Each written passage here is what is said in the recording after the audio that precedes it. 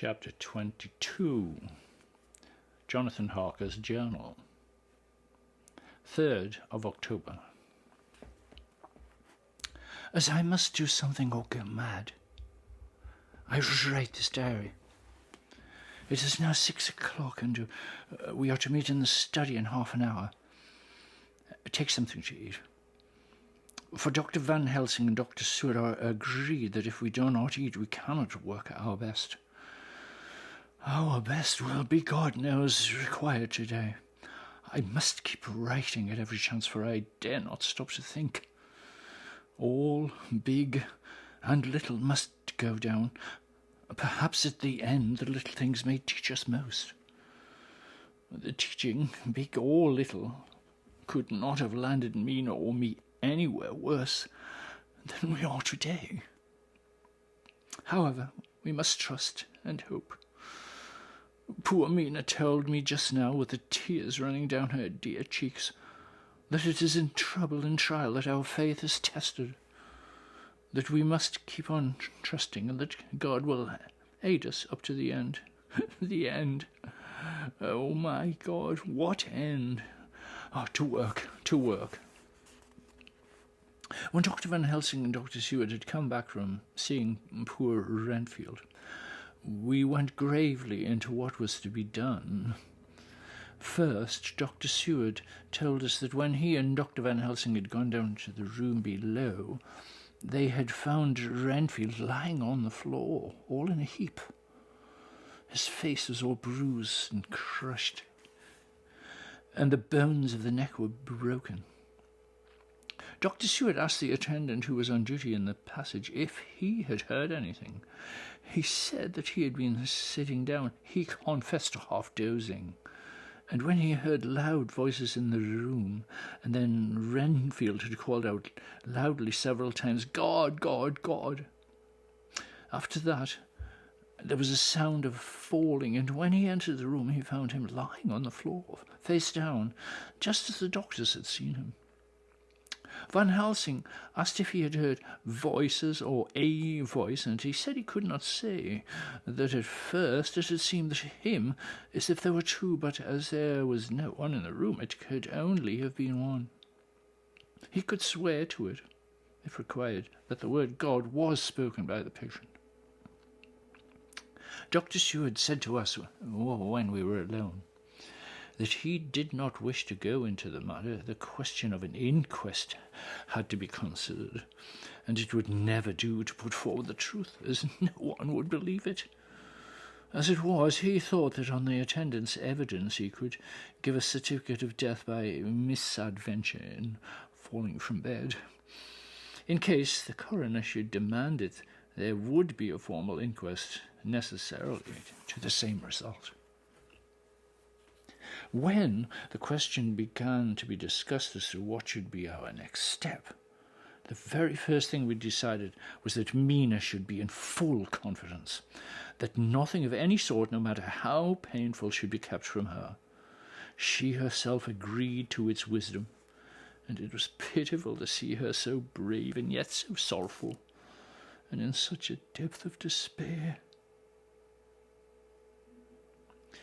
There must be no more concealment. Alas, we've had too much already. And besides, there's nothing in all the world that can give me more pain than I have already endured, than I suffer now. Whatever may happen, it must be of new hope or of new courage to me. Van Helsing was looking at her fixedly as she spoke. But, my dear Madam Mina, are you not afraid, not for yourself, but for others, from yourself, after what happened? Her face grew set in its lines, but her eyes shone with the devotion of a martyr. I know, for my mind is made up. Ah, to what? He asked gently, whilst we were all still. For each in our own way had a sort of vague idea of what she meant. Her answer came with direct simplicity, as though she was simply stating a fact. Because if I find in myself, and I shall watch keenly for it, a sign of harm to any that I love, I shall die. You would not kill yourself? I would if there were no friend who loved me, who would save me such a pain and so desperate an effort. She looked at him meaningly as she spoke.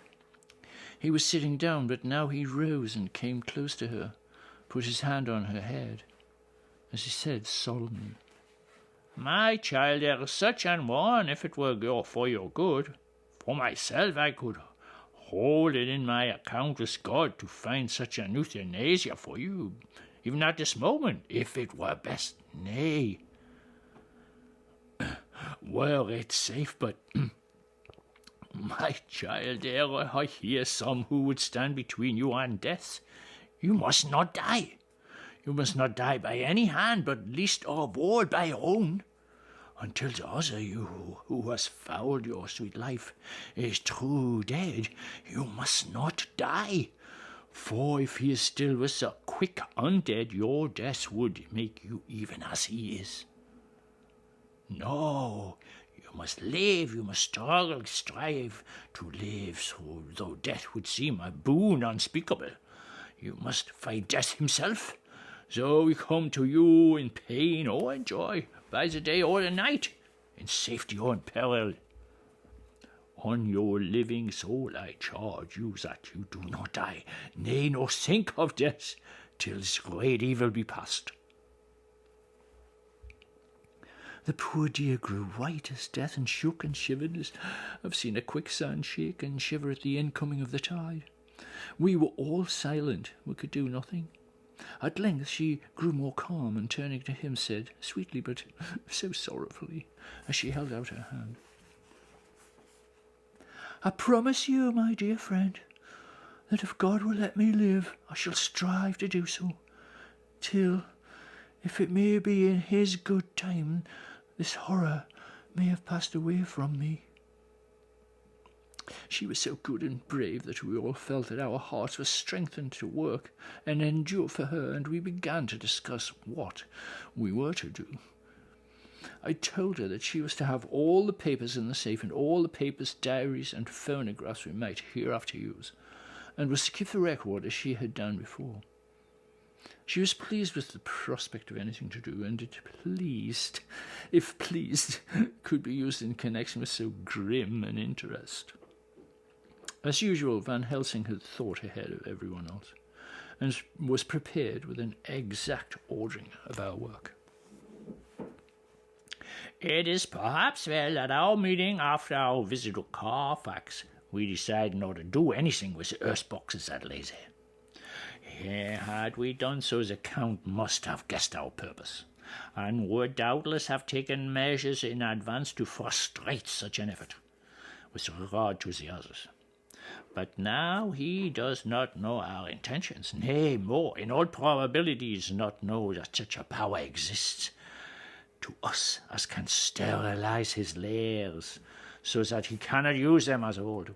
We are now so much further advanced in our knowledge as to their disposition that, when we have examined a house in Piccadilly, we may track the very last of them. 2 days, then, is ours, and in it rests our hope. The sun that rose on our sorrow this morning guards us in its course. Until it sets tonight, that monster must retain whatever form he now has. He is confined within the limitations of his earthly envelope.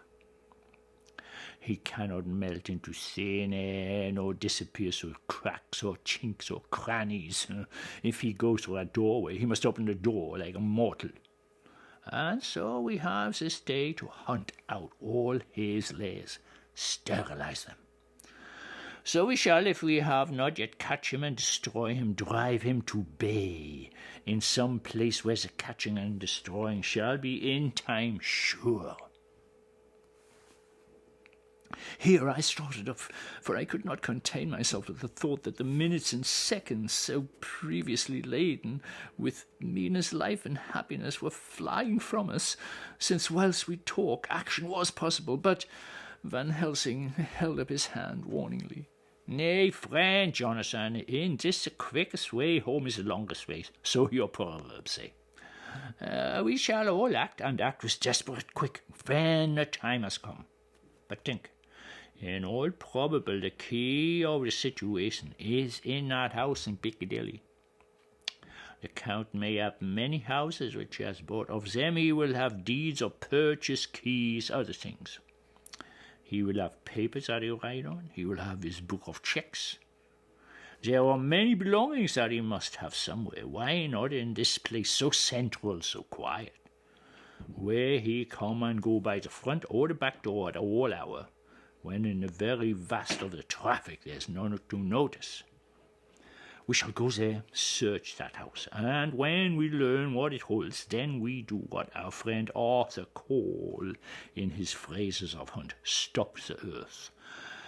So we run down our old fox. So, is it not? Then let us come at once. We are wasting precious time. The professor did not move, but simply said, And how are we to get into that house in Piccadilly? Oh, anyway, we shall break in if need be. And your police? Where will they be, and what will they say? I was staggered, but I knew that if he wished to delay, he had a good reason for it. So I said as quietly as I could, Oh, don't wait more than need be. You know I am sure what torture I am in. Ah, my child, that I do. And indeed there is no wish of me to add to your anguish. But just think, what can we do until all the world be at movement? Then will become our time. I have thought and thought, and it seems to me that the simplest way is the best of all. Now we wish to get into the house, but we have no key. Is that not so? I nodded. Now suppose that your intrus, owner of that house, could still not get in, and think there was to you no conscience of the housebreaker. What would you do? I should get a respectable locksmith and set him to work to pick the lock for me. And your police, they would interfere, would they not? Oh, no, not if they knew the man was properly employed. He looked keenly at me as he spoke. Then all that is in doubt is the conscience of the employer, and the belief of your policeman as to whether or no that employer has a good conscience or bad one. Your police must indeed be zealous men and clever, oh, so clever, in reading the heart, that they trouble themselves in such matter. No, my friend Jonathan, you go take the lock of 100 empty houses in this your London, or any city in the world, and if you do it, as such things are rightly done, and at the time such things are rightly done, no one will interfere. I have read of a gentleman who owned a so fine house in your London, went for months of summer to Switzerland, locked up his house. Some burglar came, broke window at back and got in. Then he went, made open the shutters in front, walk out and in through the door before the very eyes of the police. Then he have an auction in that house, and advertiser put a big notice, and when the take home he sell off by great auctioneer all the goods of that other man who owned them. Then he go to a builder, and he sell him that house, making an agreement that he pull it down and take all away within a certain time. And your police or the authority help him all they can. And when that owner come back from his holiday in Switzerland, he find only an empty hole where his house had been. This was all done en règle, and our work we shall be en règle too. We shall not go so early that the policemen who have then little to think of shall deem it strange. But we shall go after 10 o'clock when there are many about, when such things would be done, were we indeed owners of the house. I could not but see how right he was, and the terrible despair on Mina's face became relaxed at thought. But there was hope in such good counsel.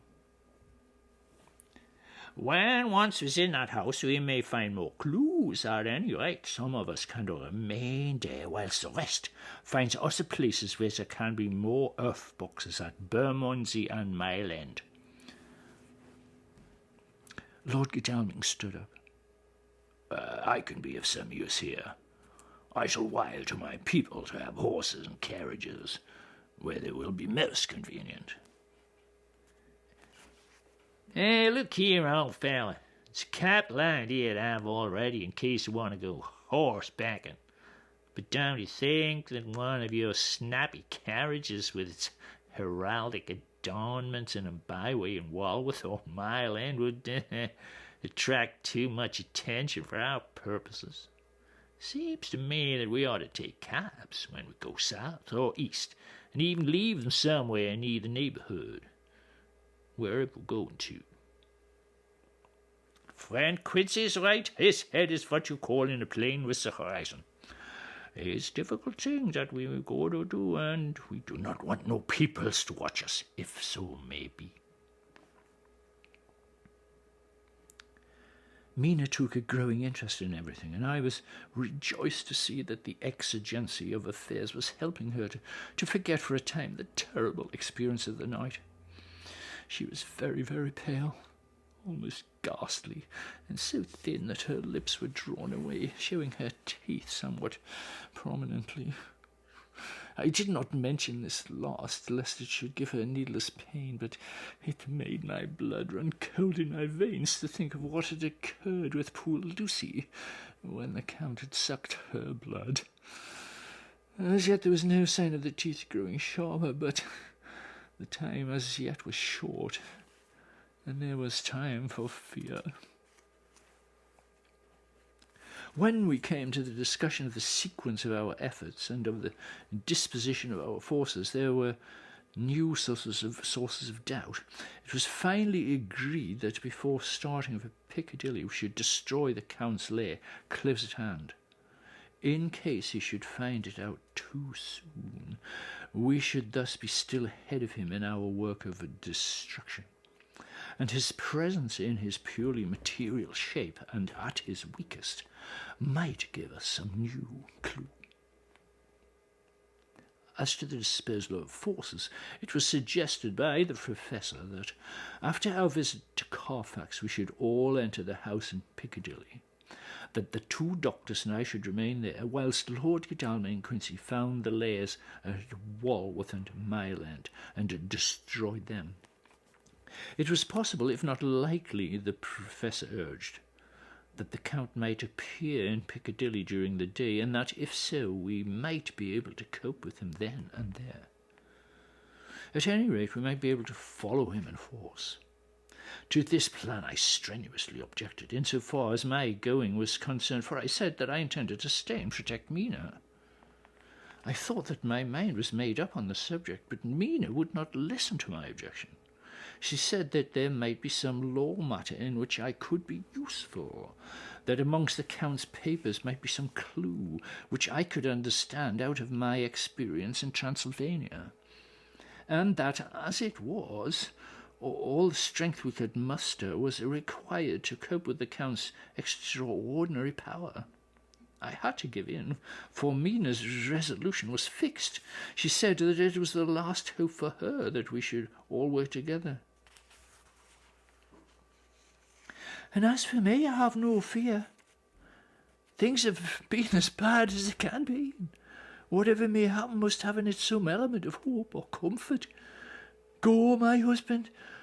God can, if he wishes it, guard me as well alone as with anyone present. So I started up, crying out, "Then in God's name let us come at once, for we are losing time. The Count may have come to Piccadilly earlier than we think." "Ah, not so," said Van Helsing, holding up his hand. "But why?" I asked. "Do you forget that last night he banqueted heavily and will sleep late?"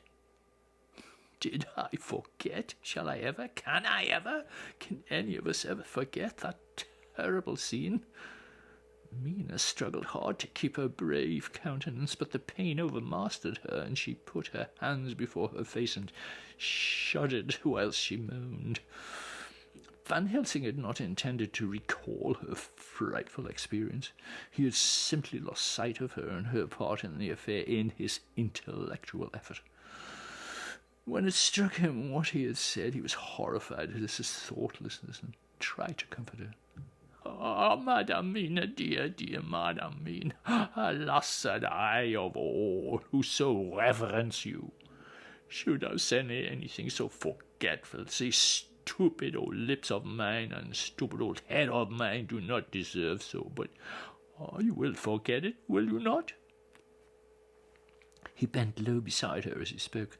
She took his hands, and looking at him through her tears, "No, I shall not forget, for it is well that I remember, and with it I have so much in memory of you that is sweet, that I take it all together. Now we must all be going soon. Breakfast is ready, and we must eat, all of us, that we may be strong."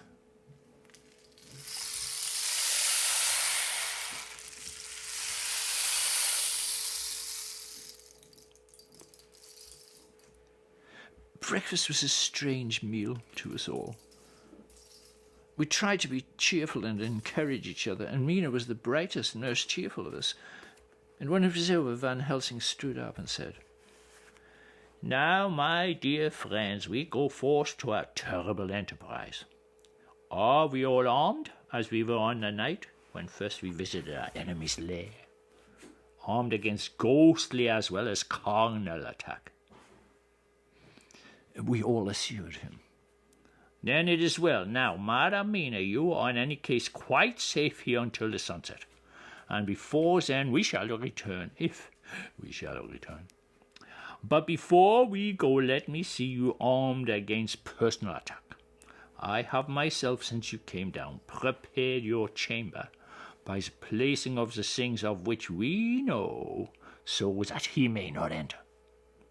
Now let me guard yourself. On your forehead I touch this piece of sacred wafer in the name of the Father, the Son, and—" There was a fearful scream which almost froze our hearts to hear. As he placed the wafer on Mina's forehead, it had seared it, had burned into the flesh as though it had been a piece of white-hot metal. My poor darling's brain told her the significance of the fact as quickly as her nerves received the pain of it, and the two so overwhelmed her that her overwrought nature had its voice in that dreadful scream.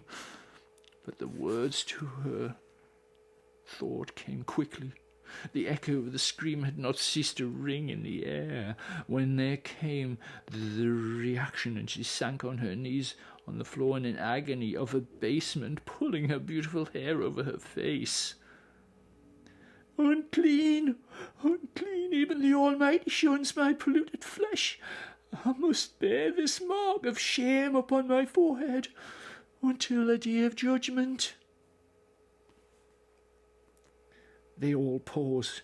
I had thrown myself beside her in an agony of helpless grief, and putting my arms around her, held her tight.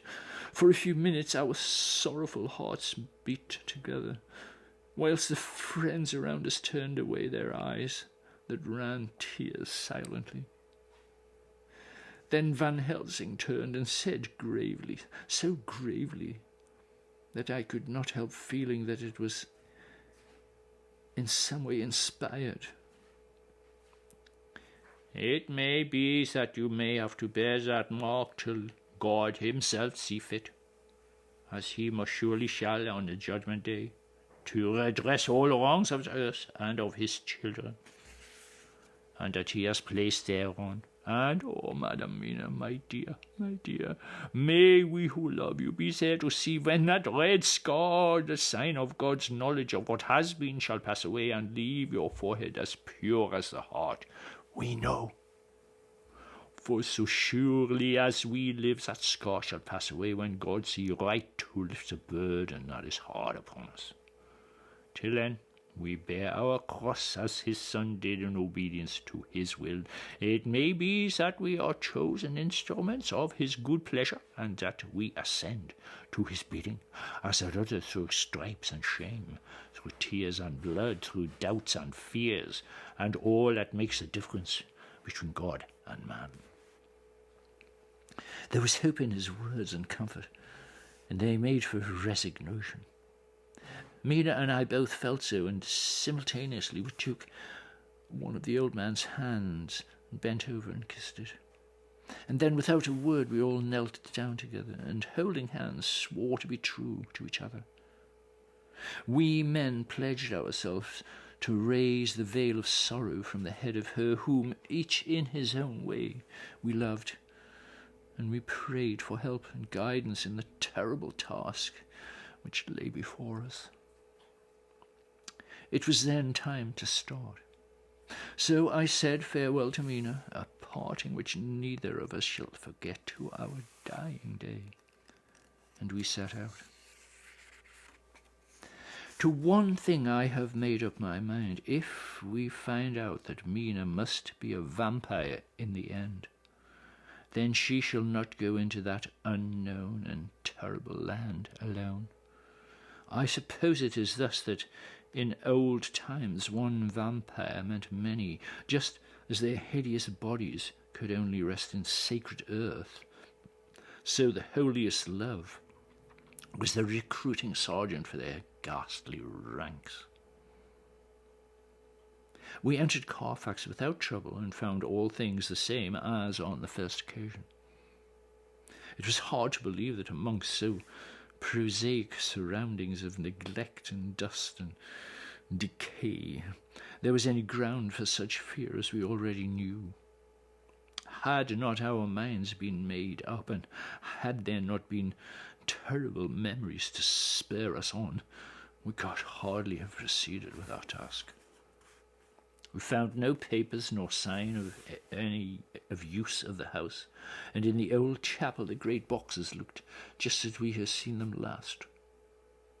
As we stood before them, Dr. Van Helsing said to us, Now, my friends, we have a duty here to do. We must sterilize this earth, so sacred of holy memories, that he has brought from a far distant land for such fell use.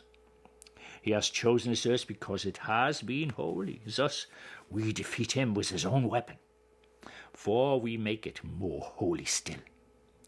It was sanctified to such use of man, now we sanctify it to God. As he spoke, he took from his bag a screwdriver and a wrench, and very soon the top of one of the cases was thrown open. The earth smelled musty and close, but we did not somehow seem to mind, for our attention was concentrated on the professor. Taking from his box a piece of the sacred wafer, he laid it reverently on the earth, and then shutting down the lid, began to screw it home, we aiding him as he worked. One by one, we treated in the same way each of the great boxes, and left them as we had found them to all appearance, but in each with a portion of the host. And when we closed the door behind us, So much is already done, if it may be that with all the others we can be so successful, then sunset of this evening may shine on Madam Mina's forehead, all white as ivory, with no stain. As we passed across the lawn on our way to the station to catch our train, we could see the front of the asylum. I looked eagerly, and in the window of my room saw Mina. I waved my hand to her, and nodded to tell that our work there was successfully accomplished. She nodded in reply to show that she understood. The last I saw, she was waving her hand in farewell. It was with a heavy heart that we sought the station, and just caught the train, which was steaming in as we reached the platform. I have written this in the train. Piccadilly, 12:30 o'clock. Just before we reached Fenchurch Street, Lord Godalming said to me, Quincy and I will find a locksmith. You'd better not come with us in case there should be any difficulty, for under the circumstances it wouldn't seem so bad for us to break into an empty house. But you are a solicitor, and the Incorporated Law Society might tell you that you should have known better. I demurred as to my not sharing any danger, even of odium, but he went on. Besides, it will attract less attention if there are not too many of us. My title will make it all right with the locksmith and with any policeman that may come along. You'd better go with Jack and the professor and stay in the Green Park, somewhere in that side of the house. And when you see the door open and the smith has gone away, do you all come across. We shall be on the lookout for you, and we'll let you in. Ah, the advice is good, said Van Helsing, so we said no more. Godalming and Morris hurried off in a cab, we following in another. At the corner of Arlington Street, our contingent got out, strolled into the Green Park. My heart beat as I saw the house on which so much of our hope was centred, looming up grim and silent in its deserted condition amongst its more lively and spruce-looking neighbours. We sat down on a bench within good view, began to smoke cigars so as to attract as little attention as possible. The minutes seemed to pass with leaden feet as we waited for the coming of the others. At length we saw a four-wheeler drive up. Out of it in leisurely fashion got Lord Godalming and Morris, and down from the box descended a thick-set working man with his rush-woven basket of tools. Morris paid the cabman, who touched his hat, drove away.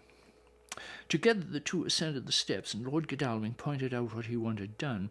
The workman took off his coat leisurely and hung it on one of the spikes of the railing, saying something to a policeman who just then sauntered along.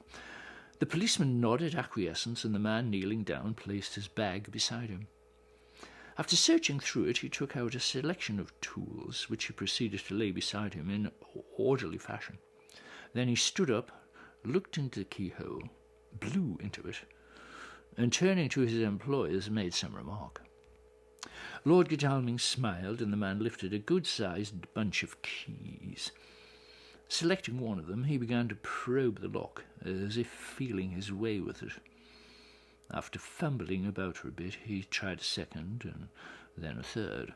All at once the door opened under a slight push from him, and he and the two others entered the hall. We sat still. My own cigar burnt furiously, but Van Helsing's went cold altogether. We waited patiently as we saw the workman come out and take in his bag. Then he held the door partly open, steadying it with his knees whilst he fitted a key to the lock. This he finally handed to Lord Godalming, who took out his purse and gave him something. The man touched his hat, took his bag, put on his coat, and departed. Not a soul took the slightest notice of the whole transaction. When the man had fairly gone, we three crossed the street and knocked at the door. It was immediately opened by Quincy Morris, beside whom stood Lord Godalming, lighting a cigar. Oh, the place smells so vilely, he said as we came in. It did indeed smell vilely, like the old chapel at Carfax. And with our previous experience, it was plain to us that the Count had been using the place pretty freely. We moved to explore the house, all keeping together in case of attack, for we knew we had a strong and wily enemy to deal with, and as yet we did not know whether the Count might not be in the house. In the dining room, which lay at the back of the hall, we found 8 boxes of earth, 8 boxes only out of the 9 which we sought. Our work was not over, and would never be until we should have found the missing box. First, we opened the shutters of the window, which looked out across a narrow, stone-flagged yard at the blank face of a stable, pointed to look like the front of a miniature house. There were no windows in it, so we were not afraid of being overlooked. We did not lose any time in examining the chests. With the tools which we had brought with us, we opened them one by one and treated them as we had treated those others in the chapel. It was evident to us that the Count was not at present in the house, and we proceeded to search for any of his effects. After a cursory glance at the rest of the rooms from basement to attic, we came to the conclusion that the dining room contained any effects which might belong to the Count, and so we proceeded to minutely examine them. They lay in a sort of orderly disorder on the great dining room table. There were title deeds of the Piccadilly house in a great bundle, deeds of the purchase of the houses at Mile End and Bermondsey, note paper, envelopes, and pens and ink. All were covered up in thin wrapping paper to keep them from the dust. There was also a clothes brush, a brush and a comb and a jug and a basin, the latter containing dirty water which was reddened as if with blood. Last of all was a little heap of keys of all sorts and sizes, probably those belonging to the other houses. When we had examined this last find, Lord Godalming and Quincy Morris, taking accurate notes of the various addresses of the houses in the east and the south, took with them the keys in a great bunch and set out to destroy the boxes in these places. The rest of us are, with what patience we can, awaiting their return, or the coming of the Count.